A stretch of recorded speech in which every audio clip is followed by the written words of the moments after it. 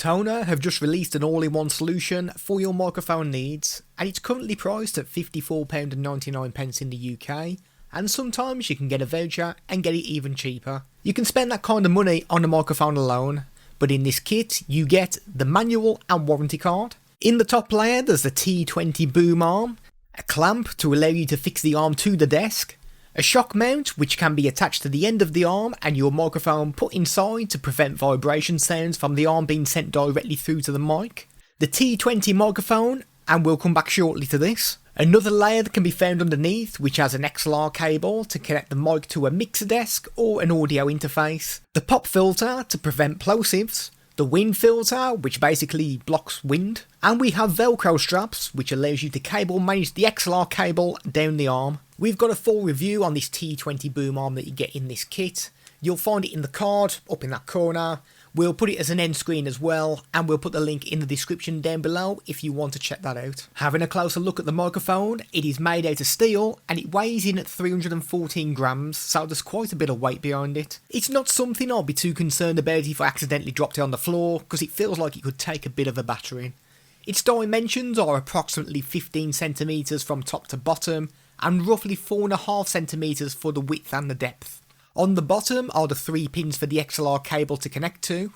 It has a cardioid polar pattern, which means that you need to speak directly into the front of the microphone to get the best sound. It will pick up some sound from the sides, and it won't pick up much from the back, so if you're in a streaming environment then it would be ideal, as it should dampen the sound of the typing of the keyboard and any other room noise that you may have. Its capsule size is 16mm and has a frequency response of 20Hz all the way up to 20 kHz, and it requires phantom power to be able to use it. But enough of the tech specs. Does it actually sound decent when it's being used? Well, you can be the judge of that, because we've been using this microphone all the way through the review, and we'll continue to do so, unless we say any different. As mentioned earlier in the review, it is a cardioid polar pattern microphone, which means we need to speak directly into the front of the microphone. If we continue speaking and we start going around the sides of the microphone, you will notice that you lose a little bit of clarity, a little bit of loudness, so it's best to speak directly into the front, and the front of the microphone is where the Tonor logo is, so don't make the mistake of accidentally speaking into the back of this microphone, because it won't pick up your voice very well. And we'll do a quick test to see how well the shock mount actually performs, so we'll start tapping the desk. We'll move the arm around a little bit and we'll pull on the springs as well. Let's see if it does a decent job.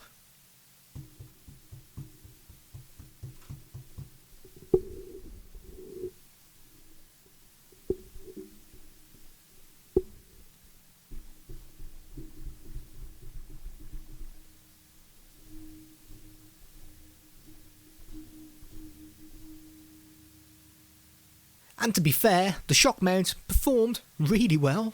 We'll do a plosive test as well. We'll do it without the wind filter and the pop filter on, and then we'll do it with these two on as well, not at the same time, and we'll see how well it performs. Peter Piper picked a peck of pickled peppers. Did Peter Piper pick a peck of pickled peppers?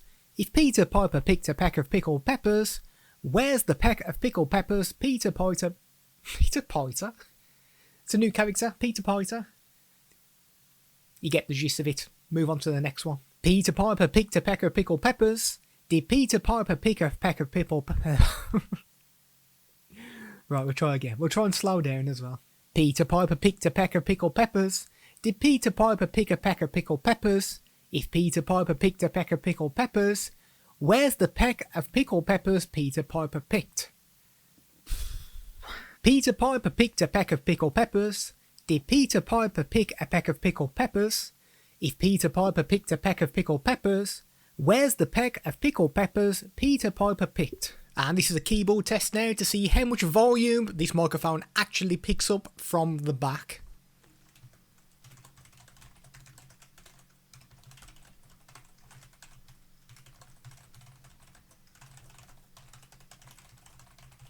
Great thing about the arm as well, you can move it up and down.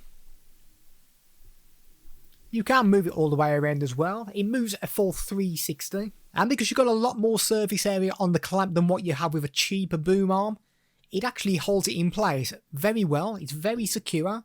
I've got no worries at all that this is actually going to fall off the desk. And we're going to do a comparison test between the Tonor TC20 microphone and the Fine K6 microphone. We've got all the settings set exactly the same on the mixer desk, except for the volume level, because the Tonor TC20 microphone is a phantom power microphone, whereas the Fine K6 mic isn't.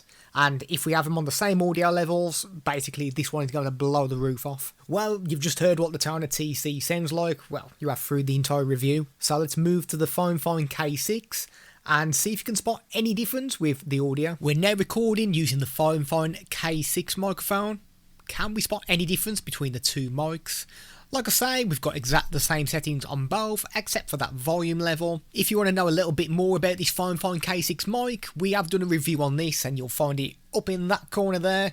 And once again, we'll put this as an end screen if you want to check it out. And the massive benefit you've got with one of these microphones is due to it being an XLR mic, if you've got it hooked up to a mixer desk like we have. So if we want to start banging the mid-tones up, if we want to put the highs up, and we'll put the lows up as well, you'll notice that the microphone sounds completely different now. It's probably gone louder as well. Let's knock those back to what they were. So you can actually get the microphone to kind of suit your voice, so you can tweak those levels a little bit and make it sound much better. So what's the overall verdict on this microphone then?